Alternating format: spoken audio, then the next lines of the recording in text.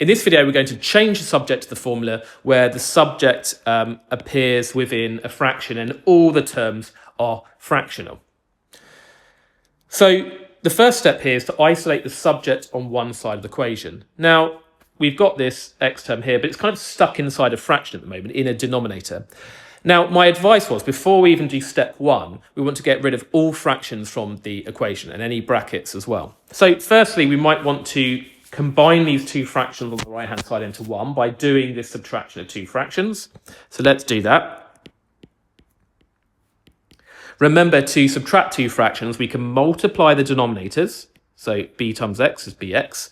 And we cross-multiply the numerators. And what I mean by that is this first numerator, you multiply it in a diagonal type fashion with this denominator here. So 2 times x is 2x. Then we've got the minus in the middle there.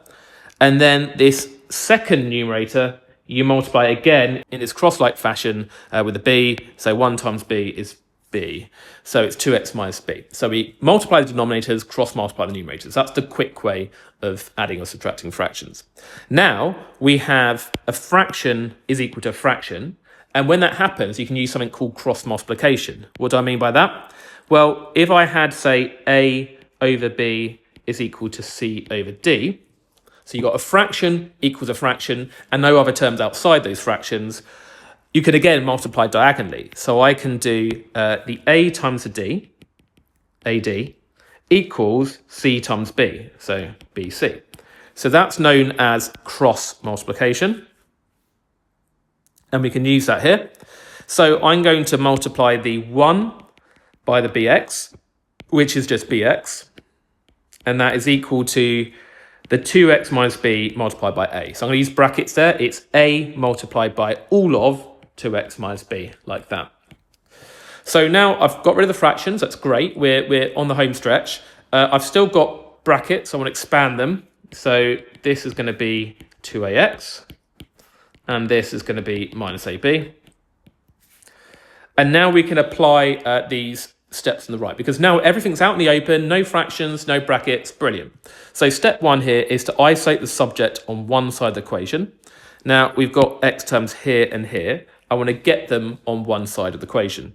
Now we could get them on the left-hand side, so I could subtract the 2ax to get it over here. So we have bx minus 2ax, that's fine. But then I don't like the fact that this term left is a negative term, so it's just minus ab. You prefer things to be positive, and that would be fine to do that, but I prefer to get stuff on the side where you've got lots of terms that are positive and you don't start an expression with a negative term. I'm going to subtract bx from both sides to get the bx on the right-hand side. And then I'm going to add ab to both sides to get rid of that ab, and now you're going to get ab on the left. So when you move it to the other side of the equation, it changes sign. And that's great. All the x terms are now on one side of the equation and the non-x terms on the other side of the equation. So now we factorize out the subject. So we factorize out the x in this case. What's in the bracket? X times what is 2ax? Well, it's 2a. And x multiplied by what is minus bx? Well, it's minus b. And then the final step, step 3 on the right, is to divide appropriately.